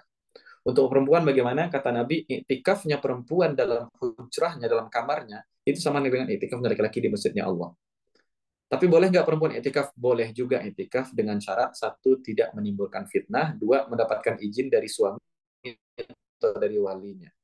Kalau menimbulkan fitnah karena masjidnya sempit, akhirnya yang akhwat dan yang ikhwan udah kelihatan saling lirik aja satu sama lain, itu jadi fitnah. Itu mending lebih baik dia di kamarnya ketimbang di masjid. Gitu. Satu, tidak ada fitnah, yang kedua dapat izin dari walinya. Jadi iktikaf kita bisa lakukan. Iktikaf itu apa? Iktikaf itu intinya adalah kita memutus semua hubungan kita kepada Allah. Kita memutus semua hubungan kita kepada selain Allah. Jadi iktikaf intinya itu. Kalau iktikaf terus kita masih ngerjain pekerjaan, ya hidup hari ini berbeda. Tapi yang saya sampaikan, iktikaf yang ideal kita meng-cut semua hubungan dengan selain Allah. Apapun itu, cut semuanya, fokus dengan Allah saja. Itu intisari iktikaf. Dan dengan apa? Bisa dengan baca Quran, dengan berdoa, dengan berzikir, dan lain sebagainya. Kemudian yang ketiga yang kita bisa lakukan adalah dengan banyak berdoa pada Allah. Ibunda kita Aisyah bertanya, ya Rasulullah, jika kami mendapati Lailatul Qadar, apa yang kami baca? Rasul mengatakan, bacalah doa ini. Apa? Yang doa ini apa yang ingat? Fa'fu anni itu. Allahumma innaka afuun tuhibbul afwa fa'fu anni. Allahumma innaka afuun tuhibbul afwa fa'fu anni. Ya Allah, sesungguhnya Engkau Maha Pemaaf, Engkau mencintai ampunan, maka ampunilah aku ya Allah. Ya Allah, sesungguhnya Engkau Maha Mengampun, Engkau mencintai ampunan, maka ampunilah aku ya Allah. Jadi perbanyak doa kepada Allah. Apalagi yang bisa perbanyaklah interaksi dengan Quran. Karena malaikat Jibril itu turun untuk ngecek lagi apa yang pernah beliau lakukan selama 1400 tahun yang lalu. Apa itu menurunkan Quran itu malaikat Jibril? Maka beliau cek lagi siapa saja ya tafaqadul Quran, kata Rasul. Jibril itu nyari-nyari siapa yang punya interaksi dengan Quran. Jadi salah satunya berikutnya juga interaksi dengan Quran. Bagaimana interaksi dengan Quran? Membacanya, mentadaburinya, baca ayat itu, kemudian baca terjemahannya, kemudian pahami, kaitkan dengan kehidupan kita. Itu tadabur namanya itu. Mana yang lebih afdal, membaca atau tadaburnya? Dua-duanya afdal. Ambil saja mana pun yang kita kuat. Atau baca Quran sebanyak mungkin yang kita bisa, kemudian istirahat, berhenti baca itu minta tadabbur. Kemudian jeda lagi, baca istirahat lagi. Ulama mengatakan sebenarnya istirahat itu, kata sebagian ulama, Imam Ghazali mengatakan istirahat adalah perpindahan dari satu aktivitas ke aktivitas lainnya. Maka kalau kita istirahatnya masih pakai Quran gitu. Itu bisa jadi kayak gitu. Itu bisa dengan Quran. Yang berikutnya apa? Kita bisa lakukan yang terbaik dengan sedekah. Sedekah itu bisa sekarang, apalagi sekarang kita sambil iktikaf bisa sedekah. Transfer bisa sedekah. Perbanyak sedekah. Baik itu sedekah harta ataupun sedekah ilmu. Ataupun sedekah kebaikan, mendahulukan orang lain ketimbang diri sendiri. Itu bisa dilakukan. Dan nanti kalau kita minta doa sama Allah, bagaimana cara doa yang terbaik? Sebenarnya Allah itu buka kelapangan bagi kita untuk doa apapun. Tapi intisari dari doa itu sebenarnya teman-teman. Intisari dari doa itu sebenarnya ibadah yang paling utama itu doa. Dan inti dari ibadah, kata ibadah itu kata abadah. Abadah itu yang Buddha. Ibadah itu tujuannya adalah kita menunjukkan bahwa kita itu lemah dan Allah yang Maha Kuasa. Itu sebenarnya. Dan doa yang paling afdal itu adalah doa yang mengagungkan kekuasaan Allah dan menunjukkan betapa lemahnya kita. Itu doa. Doa yang paling utama itu doa yang menunjukkan betapa agungnya Allah dan betapa lemahnya kita. Itu doa yang utama. Tapi apakah kita boleh berdoa dengan minta yang spesifik? Juga boleh juga. Para ulama dulu sendalnya putus tuh minta sama Allah. Garam habis di dapur minta. Spesifik nyebutin ya Allah minta garam. Spesifik nyebutin. Jadi boleh juga. Jadi dua-duanya juga dibukakan lebar. Tapi yang paling kalau kita bicara paling afdalnya adalah dengan mengagungkan Allah dan menunjukkan lemahnya kita. Kenapa demikian? Hidup hari ini berat. Bukan hari ini saja, dulu hidup itu berat. Tapi kalau kita tahu bahwa kita mengagungkan Allah dan kita nggak siapa-siapa, kita tahu masalah hidup itu bukan kita yang mikul. Ada zat yang maha kuasa yang akan mengurus semua urusan kita itu. Setelah berdoa hidup kita plong. Nah, itu kekuatan doa sebenarnya dari sana. Nah, itu Nabi Zakaria berdoa kepada Allah. Kata Nabi Zakaria di akhir doanya itu, walam akun bidu'aika rabbi syaqiyya. Dan tidak pernah aku ya Rabb dengan meminta kepada Engkau tidak pernah kecewa sedikit pun. Gimana itu? Nabi Zakaria berdoa dan di ujung doanya mengatakan aku tidak pernah kecewa sedikit pun ketika berdoa kepada Engkau. Sementara yang diminta Nabi Zakaria apa? Beliau minta keturunan, minta anak. Dan posisinya Nabi Zakaria waktu itu rambut sudah beruban, sudah putih semua, dan tulang sudah bungkuk. Katanya beliau sudah tua jompo. Istri beliau divonis mandul. Beliau minta diberikan anak. Dan di akhir doanya kata Nabi Zakaria, walam akun bidu'aika rabbi syaqiyya, dan tidak pernah aku ya Rabb dengan berdoa kepada engkau aku merasa kecewa, tidak pernah sama sekali. Nah, itu tuh mentalitas mentalitas yang dimiliki oleh Nabi Zakaria dalam berdoa. Dan ini yang harus kita miliki, teman. Mentalitas ini yang harus kita miliki dalam berdoa. Dan kenapa Nabi Zakaria tidak pernah kecewa? Karena ketika beliau berdoa, beliau yakin bahwa semua urusanku, Allah yang akan jamin urusanku. Ketenangan itu yang datang bagi kita setelah berdoa. Nah, karena itu, tapi kalau kita berdoa sebut spesifik, itu juga ada manfaatnya. Misalnya kalau kita lihat dalam psikologi, misalnya secara psikis ya, kita kalau nyebut doa, mau nggak mau, kita tertantang untuk mengerjakan apa yang kita minta. Misalnya, saya berdoa kepada Allah, malam ini ya Allah, saya pengen malam ini jangan gampang ngantuk ya Allah. Berikan saya kekuatan malam ini untuk bisa qiyamul lail, untuk bisa baca Quran minimal 1 juz ya Allah. Saya nggak pengen gampang ngantuk dan sebagainya. Ketika kita sebutkan itu dalam ilmu psikologi adalah ngomong sugesti ke diri sendiri sebenarnya. Doa itu satu dia berdapat minta kepada Allah, sisi lain kita juga menyebutkan ke diri kita. Jadi doa itu juga membawa ketenangan. Doa itu membawa ketenangan. Kalau kita doa, ya sebutkan semua kelemahan di Allah, nggak kuat ya Allah. Ini hidup susah sekali ya Allah. Ini belum nikah ini. Nanti orang nanya lagi, mau lebaran udah dekat lagi. Ya Allah, tolong bantu saya ya Allah. Berikan kemuliaan kepada saya ya Allah. Walaupun engkau tadi kan belum nikah, tapi tetap berikan kemuliaan. Engkau yang mau memberikan kemuliaan. Curhatin semua kau kepada Allah. Kan kita mention detail-detail. Detail itu yang kita sebutkan itu, doanya belum diijabah, hati udah tenang duluan. Karena sifat manusia itu memang perlu tempat curhat. Al-insan dari kata unusa itu perlu kenyamanan. Dan kita kalau nyaman dengan seorang, kita pasti curhat kepada dia. Karena kita nggak akan mungkin curhat kepada orang yang kita nggak nyaman dengan dia. Dan kalau kita dapat kenyamanannya pada Allah dan kita curhat pada Allah, itu orang paling kuat. Yang paling kuat. Hari ini orang yang nggak dapat tempat curhat kemanapun, ke Allah nggak curhat, ke teman dekat nggak curhat, dengan curhat di sosial media. Dan dia haus dengan followers, haus dengan likes, haus dengan subscribe dan sebagainya. Kenapa? Karena dia nggak dapat tempat curhat dimanapun. Akhirnya sosial media satu-satunya harapan. Dan apapun akan saya lakukan supaya dapat like dari sosial media. Itu terjadi hari ini. Maka doa itu segalanya boleh. Yang tidak boleh berdoa saat dia terburu-buru. Ya Allah, saya sudah minta kok belum diijabah. Itu sama Nabi kata nggak boleh. Kenapa? Kita tahu diri. Ente siapa? Kalau saya bikin baju atau saya pesan makan di restoran, terus saya bilang, Pak, saya udah 1/2 jam nunggu, kok ayamnya belum dihidang? Saya boleh ngomong itu. Kenapa? Karena saya kasih duit ke orang restoran itu. Tapi saya ke Allah nggak ngasih apa-apa. Bahkan kehidupan saya, Allah yang kasih. Saya bisa sehat, ini Allah yang kasih. Terus saya minta kepada Allah dan saya bilang, ya Allah, saya udah minta tahun lalu kok masih belum. Kita nggak punya hak nanya begitu. Karena itu kata Nabi, kalau orang minta doa kepada Allah, satu, jangan terburu-buru. Karena terburu-buru itu nggak ada adab. Kita minta ke siapa? Kita cuma budak. Dan Tuhan itu, Allah itu Tuhan kita. Siapalah kita ini? Dan kita ngasih timing buat Allah, enggak. Mintalah kepada Allah, yakinlah Allah pasti ijabah, dan timelinenya Allah yang paling tahu kapan. Itu keyakinan kita. Allah pengen tahu kapan waktu terbaik, bahkan nggak dikasih pun Allah tahu itu yang terbaik. Mintalah sama Allah, pasti Allah ijabah, dan Allah tahu cara pengijabahan yang terbaik. Itu satu. Yang kedua, kata Rasul, doa itu akan selalu diterima kalau kita tidak berdoa untuk keburukan. Ya Allah, tuh teman saya itu jangan sampai dia dapat kumulat lagi. Ya Allah, itu doa untuk dosa jangan. Nggak akan diterima. Dan yang ketiga adalah doa seseorang yang tidak diterima itu dalam hadis disebutkan bahwa seseorang melakukan perjalanan jauh, kemudian dengan baju yang sudah berdebu, dia menengadahkan tangannya, berharap dan minta doa kepada Allah, sementara pakaiannya dibeli dari yang haram, makanannya dibeli dari yang haram, fa'aina yustajabu lahu, maka gimana mungkin bisa diijabah doa-doanya. Yang kedua adalah pastikan kita tidak memasukkan yang haram ke dalam tubuh kita. Kenapa? Karena yang haram itu yang Allah murkai. Tidak mungkin kita masukkan yang Allah murkai dalam tubuh kita, dan tubuh itu kita gunakan untuk meminta kepada Allah. Logis gitu. Tidak logis sama sekali.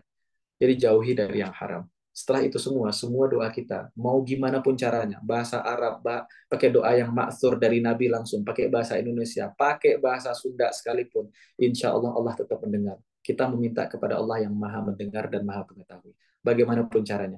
Tapi kalau kita minta pengen yang paling memberikan ketenangan, mintalah kepada Allah dengan mengagungkan dia dan menunjukkan bahwa kita lemah. Dan kalau kita tahu kita lemah, kita berharap ada yang ngurusin masalah kita. Dan dia yang maha kuat yang ngurusin masalah kita. Dan kalau kita yakin dia Allah yang maha kuat yang ngurusin masalah kita akan bangun besok pagi dan kita selesaikan masalah itu, tapi kepala sudah plong, hati sudah lapang. Masalah tetap akan berat karena dia numpuk di kepala dan di hati. Tapi kalau di kepala dan di hati sudah ditumpangkan, ya Allah, saya numpangkan, Engkau yang ngurus semuanya, Allah. Setelah itu apa yang bisa saya lakukan. Jadi kita hidup lebih fresh. Demikian, wallahu a'lam bishawab. Terima kasih Ustadz atas paparan, atas pertanyaan yang diberikan. Sebelum saya membacakan pertanyaan di kolom chat, adakah Bapak Ibu yang ingin bertanya langsung? Dipersilakan.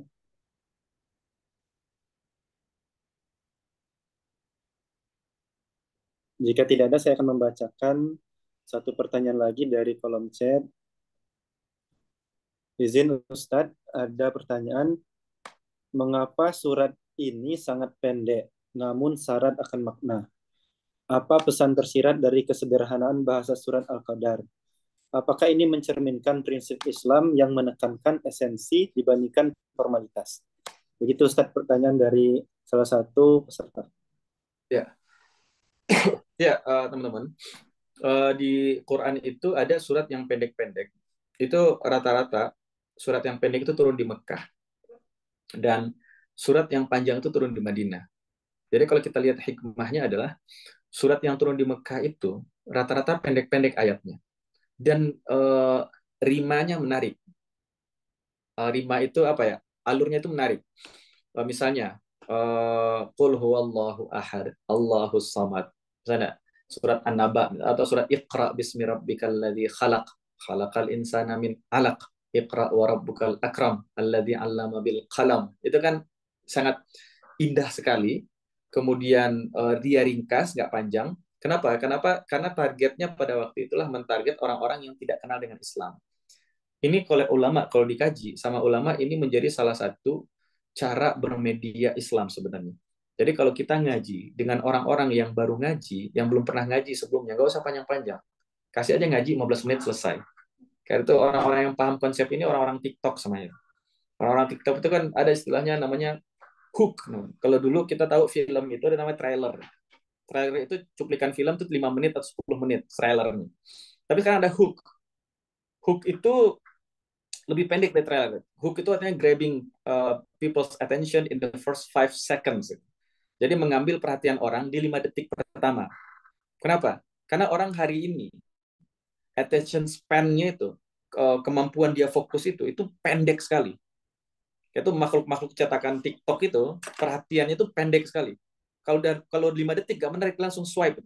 Karena itu marketing hari ini dalam sosial media, bagaimana bikin sesuatu itu di 5 detik pertama menarik. Kalau nggak menarik 5 detik pertama, itu orang langsung swipe. Quran sangat paham dengan itu. Karena itu Quran ketika pertama-tama turun, dia langsung berikan keindahan di awal-awal sekali. Dan ayatnya pendek-pendek. Gitu juga dalam kita pendidikan. Kalau orang baru belajar, baru ngaji dengan kita, jangan panjang-panjang. Dan berikan hal-hal yang indah, yang tidak membosankan, itu berikan dulu. Tapi kalau udah ngaji, udah settle, karena itu kenapa kita punya sekarang brain rot itu, otak yang menjadi busuk gitu, otak yang menjadi karatan, karena kita bertahan dengan gaya yang lama, padahal udah ngaji lama. Kita bertahan dengan gaya yang tetap cari ilmu dari 5 menit video, dari 7 menit boost video, dari 3 menit video quote-quote ringkas, cari ilmu di situ. Akhirnya otak jadi tumpul. Dalam ketika masuk fase Madaniyah, itu ayat itu udah panjang-panjang. Al-Baqarah, itu surat paling panjang. 7 ayat yang panjang 7 surat yang paling panjang turun itu semua turun di Madinah. Satu ayat bisa satu halaman sendiri. Kenapa? Karena orang itu berkembang. Nah, Al-Quran sangat paham dengan itu. Hari ini kenapa teknologi merusak? Karena orang itu dibikin stuck dengan tradisi yang sama. Walaupun sudah belajar sekian lama. Karena itu kita yang sudah belajar, jangan cukupkan ilmu dengan apa-apa yang kita dapat dalam potongan Reels dan video-video TikTok atau video-video YouTube Short itu. Oke, itu membantu ya. Tapi jangan cukupkan dengan di sana. Kalau pindah berikutnya. Ulama menyebutkan bahwa bagaimana Al-Quran ini di-deliver, itu punya hikmah yang besar juga. Salah satu hikmah tersebut adalah, hikmah itu untuk mendidik kepada kita, bahwa ketika orang-orang berbicara itu, orang belum paham dan sebagainya, udah ringkas saja. Tapi ketika orang sudah lama ngaji, ini anak rohis, sudah sering ngaji, atau momen-momennya momen istimewa, momen-momen pengajian, ya udah nggak apa-apa lebih panjang. Kebanyakan orang tuh membosankan karena momen nggak pengajian, diceramahin orang lain. Jadi, bagi orang tua ke anak. Orang tua ke anak tuh paling suka ceramahin anak. Orang tua ke anak tuh dialog bukan dialog manusia normal. Kebanyakan gitu. Bagaimana dialog manusia normal? Manusia normal tuh dialog kadang ada bercanda, kadang ada nasihat, kadang ada yang banyol, kadang ada curhat, kadang ada ngomong ngalur ngidul ke sana kemari, kadang ngomong konspirasi Wahyudi, kadang ngomong sini. Itu manusia normal kalau ngobrol. Tapi kalau orang tua ngobrol ke anak, semuanya ceramah isinya. Anak ngomong apa, anak bercanda ceramah, itu nggak normal. Nggak normal itu. Bahkan Al-Quran itu ketika membicarakan Luqmanul Hakim, Luqman itu juga bicara kepada anaknya, bicara yang bukan nasihat juga banyak. Sebagiannya nasihat, tapi sebagian besar juga nggak nasihat. Juga ada yang nggak nasihat. Jadi dia bicara normal manusia sehari-hari. Gimana? Baju bagus nih, beli di mana nih? Oh berapa? Diskon berapa? Oh ya. Bagian orang tua kita nih, orang tua ngomong ke anak, semua isinya ceramah. Akhirnya anak-anak nggak mau curhat sama orang tuanya. Dan orang tua nggak kenal sama anaknya. Orang tua pikir anaknya begini, ternyata dia nggak begitu. Teman-teman yang lebih tahu dengan dia. Kenapa? Karena komunikasinya sudah tidak bagus. Jadi di antara hikmahnya adalah Al-Quran itu diturunkan dan cara penyampaian Quran itu juga punya hikmah yang besar bagi kita muslimin. Itu yang kita pelajari. Di antaranya adalah ketika orang baru belajar ya pendek-pendek saja. Ketika sudah panjang baru diberikan lebih detail lagi, lebih berat lagi. Demikian Allah a'lam bishawab. Alhamdulillah, amin. Terima kasih Ustadz atas penjelasan yang sangat mendalam. Bapak Ibu, waktu sudah menunjukkan 2:30, masih ada waktu sebenarnya. Jika ada pertanyaan, diskusi, dipersilakan. Mungkin ini sesi terakhir ya, untuk bertanya pada sesi hari ini. Ada pertanyaan Bapak Ibu? Cukup Pak Jika, Alan. oh iya, silakan Pak Priyo. Cukup Pak Alan, terima kasih. Oh cukup ya, baik. Mungkin jika tidak ada lagi pertanyaan, dipersilakan Ustadz untuk menyampaikan kesimpulan atau nasihat dalam berapa kalimat agar dari semua rangkuman yang diberikan tadi bisa dimaknai oleh teman-teman semua. Dipersilakan Ustadz. Baik, teman-teman yang saya muliakan, ini kita berada di bulan Ramadan ya. Dan di bulan Ramadan itu Allah sebutkan syahrul Ramadan alladzi unzila fihil Quran. Di bulan ini Al-Quran diturunkan. Sebentar Pak, ini ada paket.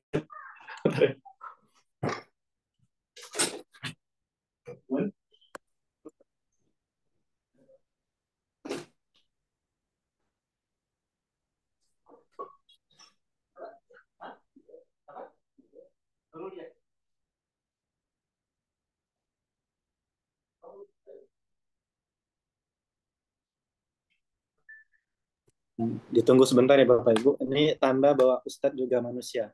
Juga belanja di Shopee, juga belanja di Tokopedia seperti itu. Tunggu sebentar ya Bapak Ibu. Maaf teman-teman, saya karena nggak di studio karena di rumah ini. Ya baik, teman-teman semuanya yang saya muliakan, kita hari ini di Ramadan ya.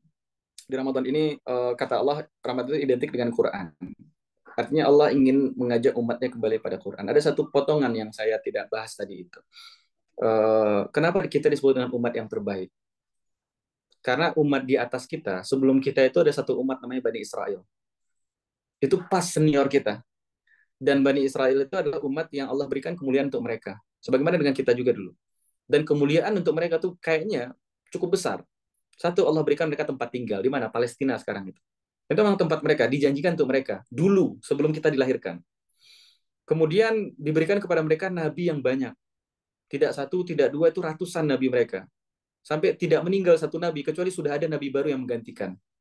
Kita hari ini orang Indonesia, kalau ada nabi yang hidup di Indonesia hari ini, kalau andai, seandainya, tapi mustahil. Kalau seandainya ada, saya yakin dalam 5 tahun ke depan, Indonesia menjadi negara terkuat di planet bumi ini. Woi, pemimpinnya langsung nabi. Langsung diberikan basirah, diberikan hikmah, langsung sama nabi. Tapi Bani Israel diberikan banyak sekali nabi. Sementara di belahan dunia yang lain, itu nggak banyak nabi. Hampir banyak nabi itu numpuk di mereka saja, di daerah Syam itu. Yang sekarang Palestina, Suriah, itu. Daerah Syam itu. Kebanyakan itu numpuk di sana itu, para nabi itu. Untuk mendidik mereka. Apa tugas Bani Israel ini? Tugas Bani Israel ini adalah mengantarkan ajaran yang diajarkan oleh nabi mereka ke seluruh penjuru dunia. Bukan Syam saja. Masalahnya Bani Israel ini, satu, mereka ada yang pelit. Mereka punya ilmunya tapi nggak mau ngajarin ke orang lain. Kenapa? Kalau orang lain punya keistimewaan yang kita punya, mereka akan spesial juga dong kayak kita. Saya nggak mau. Sampai hari ini Yahudi itu nggak mau nikah dengan non-Yahudi. Mereka nikah kenapa? Karena mereka nggak mau kemuliaan itu diambil sama mereka. Padahal kemuliaan itu udah dicabut karena mereka gagal. Satu, mereka pelit. Yang kedua, mereka malas. Karena pemalas itu, akhirnya mereka hidup sesat, dolin. Kenapa pemalas itu? Pemalas itu dibungkus, nggak mau, cukupkan di kita saja kemuliaan itu. Nggak mau mereka keluar dari genetik mereka, dari kabilah mereka, dari tempat mereka. Akhirnya ajaran Nabi itu nggak menyebar gara-gara mereka. Karena ajaran Nabi itu nggak menyebar, sementara tugas mereka menyebarkan ke seluruh planet bumi. Nabi itu cuma diutus untuk Bani Israel. Tugas mereka menyebar ke seluruh planet bumi. Karena itu, Allah kirim utusan yang terakhir, Nabi Muhammad SAW. Dan Allah hadirkan satu umat untuk menggantikan mereka. Karena mereka gagal, Allah hadirkan kita yang akan menggantikan mereka. Nah, kalau kita, umat-umat Islam yang cerdas hari ini, anak-anak muda yang cerdas, pendidikannya bagus, dan lain sebagainya, dan kita fokus hanya untuk diri sendiri, dulu ada umat yang kayak kita juga persis. Pikirannya adalah bagaimana perutnya kenyang, bagaimana HP-nya diganti, motor diganti, udah. Dulu ada umat yang persis kayak kita. Tapi Allah hadirkan umat berikutnya, dan umat berikutnya itulah yang belajar kepada Nabi Muhammad SAW, dan dia yang menyebarkan Islam kemanapun. Karena itu Nabi disebut Nabi itu Nabi untuk seluruh alam. Dan kalau kita lihat sejarah, teman-teman, sahabat Nabi dan tabi'in itu lebih banyak meninggalnya di luar Mekah dan Madinah. Saya tanya ke teman-teman hari ini, kalau seandainya kita boleh milih satu kota saja, kalau kita wafat dan kita boleh milih satu kota di mana kita wafat, semua saya yakin kita sepakat milih kalau bukan Mekah pasti Madinah. Kemuliaan bisa wafat di sana. Disolatkan di Masjidil Haram, Masjid Nabawi itu berapa ratus ribu orang mensolatkan itu. Kita berharap akan meninggal di sana. Tapi sahabat Nabi, setelah sepeninggal Nabi, sahabat dan tabi'in itu paling banyak meninggal justru di luar Mekah dan Madinah. Kenapa demikian? Karena mereka mengantarkan Islam ini ke penjuru dunia. Wajar kalau Buya Hamka mengatakan Islam masuk ke Indonesia tahun kedua, abad kedua Hijriah. Abad kedua Hijriah Islam masuk ke Indonesia. Artinya apa? Bulan Ramadan ini kembali pada bulan Quran. Kita disuruh untuk mempelajari Quran kembali dan mempraktekkan Quran itu supaya orang-orang itu bisa belajar Quran melalui kita duluan sebelum mereka baca Quran. Karena orang-orang itu nggak baca Quran. Orang kafir itu nggak baca Quran. Tapi dia bisa baca akhlak kita. Dia bisa baca kedisiplinan kita. Dia bisa baca etos kerja kita. Dia bisa lihat prestasi kita. Mereka bisa nilai itu semua. Dan mudah-mudahan kita jadi ambassador-nya Quran. Kehadiran kita jadi ambassador-nya Quran. Maka bulan Ramadan itu menjadi bulan untuk kita belajar Quran. Kata di ayat Allah katakan di belakang, di bawah ayat itu kata Allah, yuridullahu bikumul yusra wala yuridu bikumul usra. Ini ayat yang banyak orang salah terjemah. Orang terjemah mengatakan Allah inginkan kemudahan untukmu dan Allah tidak inginkan kesulitan untukmu. Kalau Allah inginkan kemudahan untukmu, bunyinya yuridullahu lakum al-yusra. Bukan bikum al-yusra. Kalau lakum itu untuk kamu kemudahan.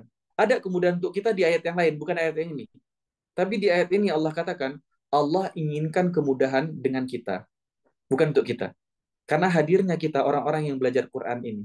Karena hadirnya kita orang-orang yang ditempa kesabarannya dengan siam Ramadan ini. Dengan hadirnya kita di bumi inilah orang-orang banyak mendapatkan kemudahan, baik muslimnya ataupun non-muslimnya. Dengan hadirnya kita inilah hidayah Allah bisa sampai kepada mereka. Karena itu, ini tugas bagi kita, saya pikir, bagi kita yang pendidikan sampai S2, bahkan S3, kita punya tanggung jawab yang jauh lebih besar dari kepala kita. Dan kita perlu berpikir lebih besar dari diri kita. Kenapa? Kalau berpikir diri kita saja, itu stres gampang muncul. Oh ini jerawat muncul, oh ini itu. Tapi kalau kita berpikir kebaikan orang lain, ada masalah diri kita mungkin sembuh sendiri. Banyak penyakit di diri itu jadi masalah ketika dipikirin terus. Jerawat pikirin terus jadi masalah. Ini pikirin. Tapi ada hal kita berpikir hal yang lebih besar. Masalah kecil, masalah yang kita hadapi itu akan mengecil dengan sendirinya. Maka mudah-mudahan dengan Ramadan ini Bapak Ibu semua, teman-teman semuanya, kita bisa maksimalkan kedekatan kita dengan Quran dan Allah berikan hidayah di hati kita, Allah kokohkan iman itu di hati kita dan keluar kita dari Ramadan ini menjadi orang yang bisa mengantarkan hidayah pada orang lain. Dan ini doa yang paling sering dibacakan oleh imam besar Masjid Al-Azhar ketika saya kuliah di Mesir itu.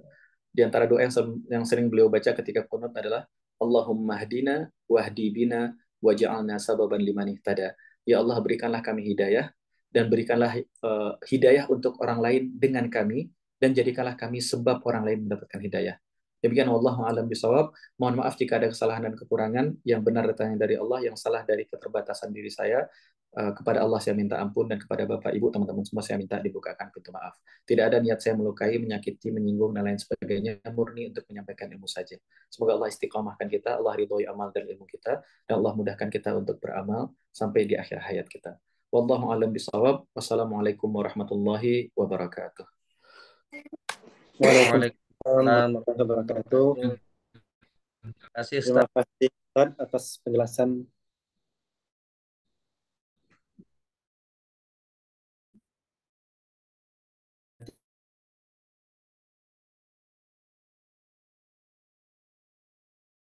keluarga mahasiswa Doktor ITB. Bagi Bapak Ibu yang ingin terus mengikuti perkembangan dan postingan-postingan yang dilakukan oleh keluarga mahasiswa Doktor ITB, silakan memfollow akun Instagram ya keluarga mahasiswa Doktor ITB, KMD ITB, dan insya Allah kegiatan-kegiatan yang akan ke depan dilaksanakan oleh KMD ITB bisa bermanfaat untuk kita semua. Kepada Ustadz, sekali lagi kami ucapkan terima kasih banyak atas ilmu-ilmu yang telah diberikan yang bisa kami terapkan untuk kehidupan sehari-hari. Saya selaku moderator, jika ada kesalahan itu datangnya dari saya, mohon dimaafkan. Jika terdapat kelebihan itu semuanya dari Allah Subhanahu wa taala. Lebih dan kurang saya mohon maaf. Semoga kita bisa terus istiqomah dalam jalan kebenaran, jalan yang telah Allah tetapkan, jalannya Rasulullah. Saya selaku moderator akan menutup kegiatan ini. Billahi taufiq wal hidayah. Assalamualaikum warahmatullahi wabarakatuh. Kita tutup dengan baca doa kafaratul majlis. Subhanallahumma bihamdika, asyhadu an la ilaha illa anta, astaghfiruka wa atubu ilaik. Assalamualaikum warahmatullahi wabarakatuh. Waalaikumsalam Waalaikumsalam warahmatullahi warahmatullahi wabarakatuh. wabarakatuh. Bapak Ibu semua. Terima kasih banyak Ustaz. Terima kasih Pak Alan.